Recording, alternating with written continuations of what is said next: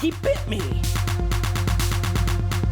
Hello survivors and welcome to Survivor's Guild, the only channel that determines your odds of surviving 1992's blood-soaked, gore-gorged entrail extravaganza, Dead Alive, also known as Brain Dead, so stay tuned till the end for your survival stats. I'm your sharp-dressed slasher turned horror host, GhostFake. Now I hope you like pus-filled custard, because this movie is getting spoiled. Dead Alive, directed by Peter Jackson and written by Peter Jackson, Stephen Sinclair, and Fran Walsh, starring Timothy Balme, Diana Peñalver, Elizabeth Moody, Ian Watkin, Stuart Devenie, and Jed Brophy. Dead Alive is about Lionel Cosgrove and his struggles to control his living dead mom after she is bit by a Sumatran rat monkey. We open up to Skull Island, 1957, and New Zealand zoo official Stuart McAlden, who has captured a Sumatran rat monkey, but the locals don't take too kindly to ape abductors and order him to leave the creature. But Stuart exercises his authority as a New Zealand zoo official and takes out his gun and threatens them. I'm a New Zealand zoo official, and this monkey is going to Newtown. Seizing the simian and running to his getaway vehicle. But as they drive away, Stuart gets too close to the cage and the rat monkey bites him, causing the driver to hit the brakes, and his guides to kick him out. You've got the bite. There's some Dettol in the Jeep. They notice the bite on his hand and they cut it off, before noticing the bite on his shoulder and cutting it off, before noticing the scratch on his head and depositing him into the meat bank at deposit number 1. As the credits roll, we see the Sumatran rat monkey loaded onto planes and trucks as it makes its way to the Wellington Zoo in New Zealand, before we land at the Supa Value and get introduced to Paquita Sanchez, who is looking for love in all the right places. But her grandmother insists on using the tarot cards to find her true love. We then get introduced to Lionel Cosgrove, who is picking up an order for his mother, when Paquita receives a sign that he is the one with whom she is to become romantically entangled. Cut over to Lionel's house, where we get introduced to Vera Cosgrove, Lionel's mother, who rules with an iron fist over Lionel. There's a beetle. Hey? There, under the fridge. Ordering him to clean the entire house when she finds out that she has been voted in as the treasurer-elect of the Wellington Ladies Welfare League, and that the president of the league will be coming by on Friday to congratulate her. And while he is cleaning up the lawn, Paquita shows up with their groceries, and she flirts with Lionel before he accidentally invites her to go with him to the zoo. Oh, no. You want to go to the zoo? Yes, please. And when Lionel goes back inside, Vera guilts him for talking to Paquita, and we find out about his dad, who is resting peacefully in the meat bank at deposit number 2. Cut to the next day when Lionel and Paquita are enjoying being together at the zoo, when Vera shows up to ruin it for Lionel, but she slips on a banana peel, classic, and falls against the cage of the rat monkey and it bites her. She immediately deposits it into the rat monkey meat bank, at deposit number 1 I would imagine, because how many of these things could there possibly be? And Vera ends their date by having Lionel take her home. They call in Nurse McTavish to dress her wound and then she leaves. The next day Vera's wound is looking horrid, and Lionel attempts to clean it when Nora Matheson, the president of the WLWL, and her husband show up to congratulate Vera. But when Vera tries to put her face on, she pulls her face off as her condition deteriorates. They sit down to have lunch, but Vera can no longer form sentences. And your meat. Or keep her hands to herself. Nora wants to leave, but her husband insists that they stay for custard. But as Mr. Matheson enjoys his custard, Vera's wound shoots a load of pus into his bowl.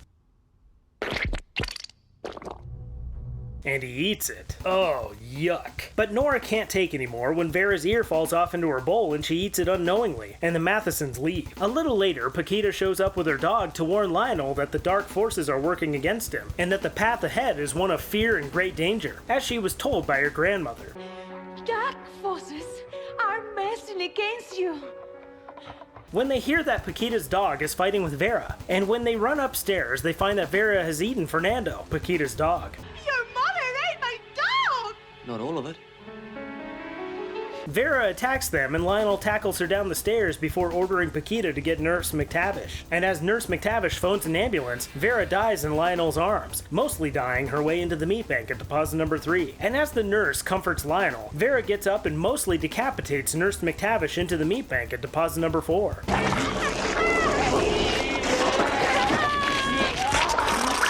Vera then sets her sights on Lionel and throws him into the radio, turning it on and drowning out the noise so Paquita can't hear the struggle. As she was packing for Vera to go to the hospital, Lionel defends himself against the mom bee and the nurse bee before trapping them in the basement and locking the door. He tells Paquita that the nurse took Vera to the hospital, and then Paquita leaves, frustrated. That night, Lionel doesn't sleep, as the zombies are too noisy. So the next day, he heads to a veterinary clinic for some animal sedatives. Lionel takes the sedatives home and dresses like his favorite superhero, Captain New Zealand, to administer them, which he does, mostly successfully. The next day, Lionel visits Paquita to learn more about these dark forces, but while he makes brain bank deposits, in the form of superstitious knowledge, Vera breaks free from her house. Paquita's grandmother gives him a medallion that contains the powers of the white light, and as Paquita comforts Lionel, Vera gets hit by a trolley and lands in the store, alerting others to the fact that she's dead. Sometime later, at Vera's funeral, we get introduced to Uncle Les, as well as Father Magruder, who is looking for Lionel. And if he's not here in 10 minutes, his mother will be delivered into the hands of the Lord in his absence. But Lionel is looking for Vera to give her a dose of sedatives to keep her in the ground. But when he finds her, he must hide quickly as the embalmist enters the room just in time to see Vera erupt with embalming fluid. When the funeral begins, Father Magruder delivers the eulogy while Lionel continues his attempts. And everything a boy could wish for in a mother. Only to succeed spectacularly. And after the funeral, Paquita tries to comfort Lionel, while he's content with burning down his relationships. I just want to be left alone for a while, okay? Later that night, Lionel shows up at the graveyard to try to maintain Vera's eternal slumber, when Void and his gang show up and teach this grave robber a lesson. And while his gang beats up Lionel, Void goes over to Vera's grave to show her how dehydrated he is. Seriously, Void, drink some damn water! When Vera grabs him and devours him into the meat bank at deposit number 5. Before chucking his body at his goons when they try to flee. And then she deposits Scroat into the meat bank at deposit number 6. And when the 3 zombos corner Lionel, Father Magruder shows up, having been woken up by all the ruckus. Stay back, boy. This calls for divine intervention. And begins his job of saving Lionel. I kick ass for the Lord. He begins his epic fight with Void and Scroat, and tears Scroat limb from limb before finally leg sweeping his legs clean off of him. And then kicking his head off. And when he throws Void into a headstone, Scroat's head lands on him and bites him. And in his last kick effort to dispatch Void, he jumps to kick him and Void dodges it, impaling Father Magruder on a statue at deposit number 7 into our meat bank. Cut to the next day at Lionel's house as he prepares breakfast for his ever-growing zombie collection. Eggs and tranquilizer. Oh lord, it's like feeding kids. Lionel hears someone at the door and leaves the room to answer it, as Nurse McTavish and Father Magruder start eyeing each other. Uncle Les barges through the door and begins talking about how Vera intended to include him in her will, but wasn't able to add him before she died, before they hear moaning coming from the dining room. What the hell's that? Uncle Les figures that maybe Lionel discovered his dad's stash and agrees to let him do his thing alone, and then he leaves. Lionel enters the dining room and pulls the father and the nurse apart, and then locks them all in the basement. Sometime later, Nurse McTavish goes into labor and gives birth to deposit number 8 into the meat bank.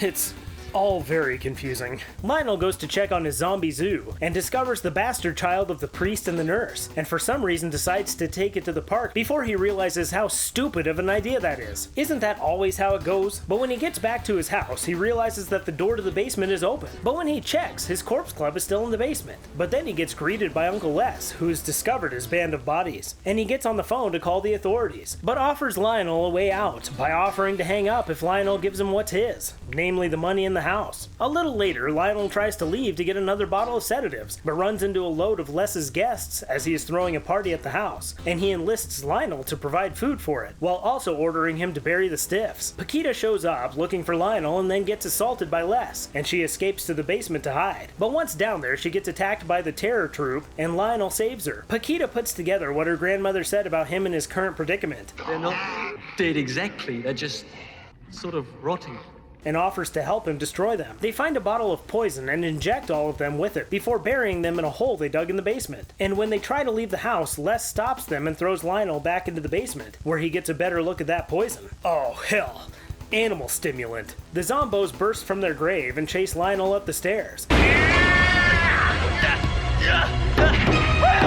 Lucky for him, one of Les's friends opens the door and lets him out. Unfortunately, this dude gets trapped under the door and ripped apart into the meat bank at deposit number 9.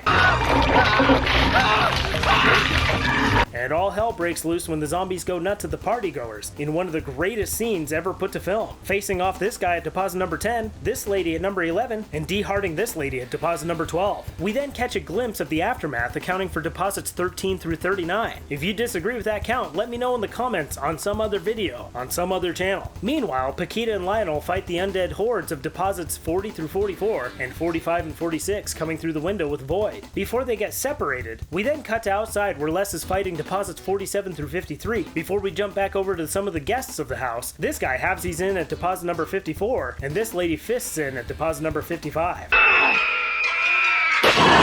While Lionel runs into deposits 56 through 58, 59 through 62, and 63, and 64 through 71. And guys, I'm skipping some because I'm really trying not to double up here. Lionel makes it upstairs and hides in the bathroom with Void chasing him. Cut over to this dude who lands in the meat bank at deposit number 72, while Paquita and Rita hide nearby. All while Les hides in the shed outside, practicing amateur dentistry. Rita and Paquita barricade the kitchen, while Rita's dead friend Mandy tries to attack her, but Paquita defends her. Peter Jackson, you are a genius. Cut to Lionel, who's still fighting off Void, when he stomps Void's abdomen into the wood of the broken door, while Void stops at nothing to get Lionel. Void's perseverance rivals that of the Creeper from Jeepers Creepers. He even continues attacking Lionel as his entrails are falling out of him. He is seriously giving the Creeper a run for his title. Even his legs aren't stopping.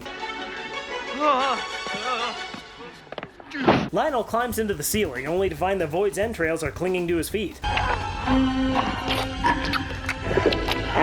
Alright, competition's over. The title now belongs to Void. His perseverance truly is encouraging. Lionel shakes off the guts and climbs into the attic, where the medallion points to a chest. In the chest, he finds the remains of his dad's lover at deposit number 73, putting together that the strange flashbacks he's been seeing have been when Vera drowned both his father and his father's lover. Meanwhile, back in the kitchen, Rita gets bit by the baby while barricading the kitchen, and Paquita tries to exterminate the baby,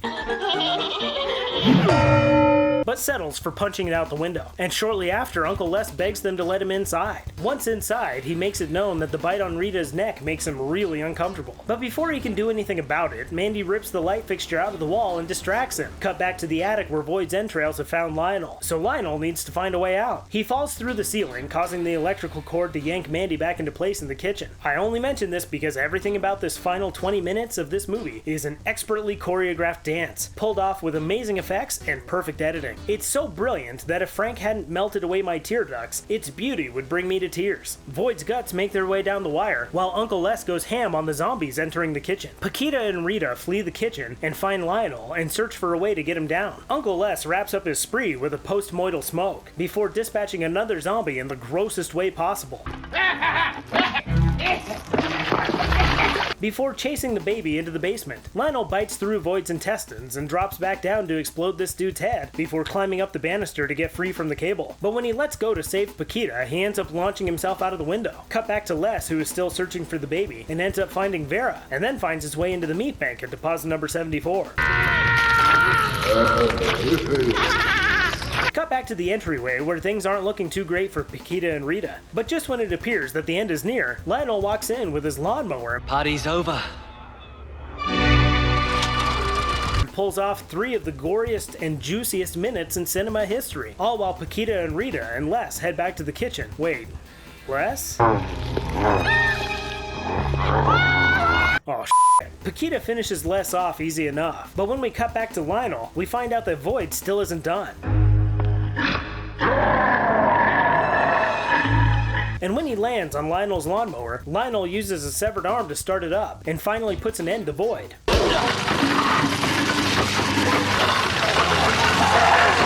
Well, mostly. But then Rita finally succumbs to her bite, succumbing into the meat bank at deposit number 75. And Mandy finally overheats and ignites the house. Paquita adds fuel to the fire and then leaves the kitchen to reunite with Lionel. She then punches Void right in the ass and returns the medallion to Lionel before he finally finishes Void. But Lionel quickly realizes that he's due for the boss fight. What? Haven't seen Mum yet. And his mother breaks through the floor. They escape to the roof, where Lionel finally stands up to his mother, flashing back to when his mom killed his dad and lover right in front of him. You don't scare me, Mum! before her stomach splits open and swallows Lionel. But he uses the medallion to cut his way out of her, and she tumbles back into the house and explodes. He then climbs out of her pile of entrails, saves Paquita, and gets away from the house as the firefighters arrive to put out the blaze, and the neighbors gather to gawk. Lionel throws away the medallion, and he and Paquita walk away from the inferno, and the movie ends. Now let's take a look at our main characters and the death that surrounds them to determine your chances of suffering survivor's guilt. And here to bring dead alive / brain dead stats is none other than the king himself, King Need Gore. Happy holidays, ladies and gentlemen. It's your boy, King Gore. Thank you so much, Mr. GhostFake. I know it's been a long time coming. We were supposed to have been collaborated together, but we're busy people. He was kind enough to reach out to me today and was like, yo, you like gore, don't you? And it's like, yeah, I do. It's crazy that you should ask. He's like, well, I would love to have you on my special Dead Alive video. I'm talking about Dead Alive, Brain Dead for all the people in the UK. One of the goriest movies of all time. All kinds of crazy kills. And I'm here to talk about the survival stats. Most importantly, meat bank deposits. Anytime somebody dies, they slide into Mr. GhostFake's meat bank. And we're going to tally this up. For scientific purposes, let's take a look at Dead Alive. Now we start off our meat bank deposits with one named Stuart McAlden, who represents the New Zealand Zoo. They're out there disturbing the natives, looking for the infamous Sumatran rat monkey. And when you get bitten by the Sumatran rat monkey, you contract what's called the Zingaya. You have the bite, you're infected. Zingaya can also be transmitted through claw, like being scratched, but biting is way cooler. This guy gets bitten, I think, or scratched, one of those. Either way, Stuart McAlden becomes meat bank deposit number 1 because they're like, yo, we're not spreading this any further than here. They cut off his arm, cut off his leg, and then they have to cut off his head. Buddy's dead, title card. What a way to start the meat banks in the movie. We're then introduced to Lionel, this skittish dude who's totally like a mama's boy, not by choice, I don't think. And we discover a lot of his heartache comes from the passing of his father, who happens to be sliding into GhostFake's meat bank at deposit number 2. He died mysteriously by drowning in a bathtub. I think he just committed suicide, or maybe foul play. We don't know. We'll figure out later on. So Lionel meets this gorgeous woman named Paquita, and she's totally sweet. She believes that fate has made her and Lionel's paths cross, so she jumps into a date at the New Zealand Zoo to have a good old time. But you know what's at the New Zealand Zoo? Lionel's mommy. Also, the Sumatran rat monkey, and the Sumatran rat monkey ends up biting mommy and infecting her with the Zingaya. And over the course of a few days, she's just fallen apart, literally, and winds up becoming meat bank deposit number 3. Goodbye, mommy. Now, coincidentally, when you get bitten or scratched by the Sumatran rat monkey, you become this weird monster that just wants to pass on all the Zingaya virus stuff and affect other people. Mommy has a mind of her own eventually. You'll come to find this out. And Mommy decides to tear off the head of one named Nurse McTavish. I think I'm saying that right. Literally just like scratches her face and like pulls her head off. And her head's just like dangling like there. Awesome practical effects. But she's dead, and she's meat bank deposit number 4. But of course she comes back, so Lionel's trying to like, you know, keep them all together, hide them away in the house. Mommy eventually winds up getting buried because they think she's just a normal corpse, like any of this shit is normal. So she winds up buried. Lionel visits the gravesite one night and realizes it's getting desecrated, and he gets assaulted by 2 New Zealand thugs named Void and Scrotum. Or Scrote or something. And Mommy doesn't like that, so like she comes out of the grave and attacks these 2 guys with her bare hands, transmitting the Zingaya, the infection, and they become meat bank deposits number 5 and number 6. And while Mommy, Void, and Scrote, as these monster zombies, are trying to destroy Lionel, leave it to Father Magruder, kicking ass for the Lord, comes through, swoops in, saves the day, has some awesome catchphrases, and is literally kicking ass. But he is no match and winds up becoming meat bank deposit number 7 in Jesus' name. So you got Void, Scrote, Mommy, Nurse McTavish, and now Father Magruder all at Lionel's home being babysat. They're being fed, they're being comforted when necessary, and Father Magruder and Nurse McTavish even get to consummate some weird, strange Zingaya bond, and they bang on the dinner table, and for some reason they conceive a child, but the child is born dead, undead zombie, so technically that bastard of a child becomes Meat Bank Deposit number 8. They're really piling up now. This kid's a pain in the ass too. As the story goes on, this secret that Lionel's keeping in his basement, I think they're in the basement or the attic, one of those, this secret becomes hard to hide, especially from curious family members, and one extremely curious and piece of person happens to be his own uncle, Uncle Les.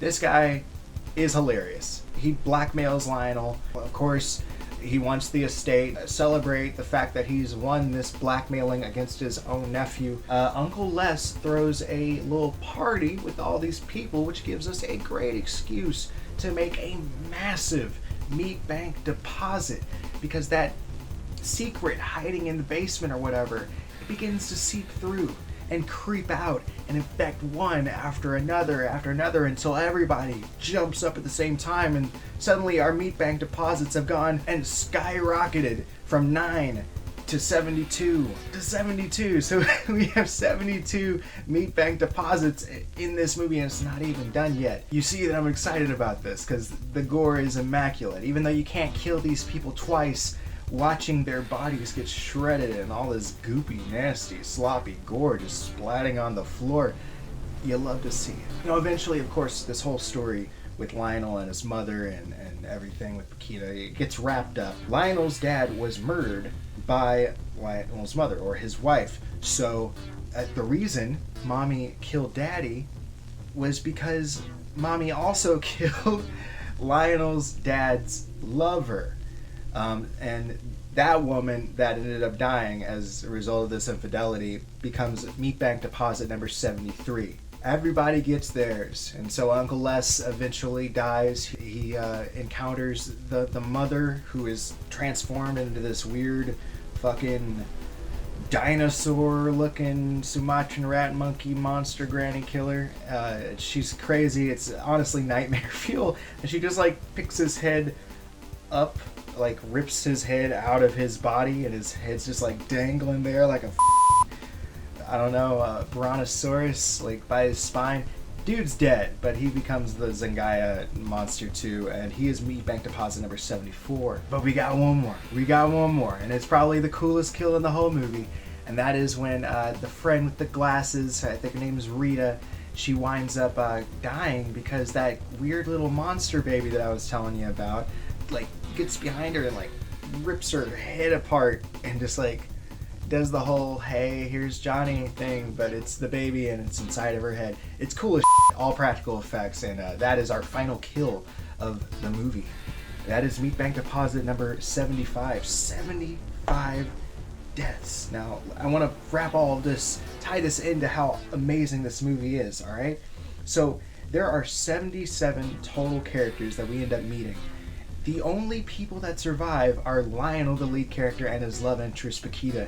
And one could say that the reason they survived was due to love and fate and voodoo magic secured by Paquita's mom or grandmother or something in the beginning. But remember that, 2 out of 77 people. That is a 2.6% chance of surviving what happens in Dead Alive. Probably one of the lowest survival rates I've ever seen in Survivor's Guild history. And given those odds, how likely do you think it is that you would survive the bite? Let us know down in the comments. GhostFake, I'm gonna let you take it over from here. Happy holidays.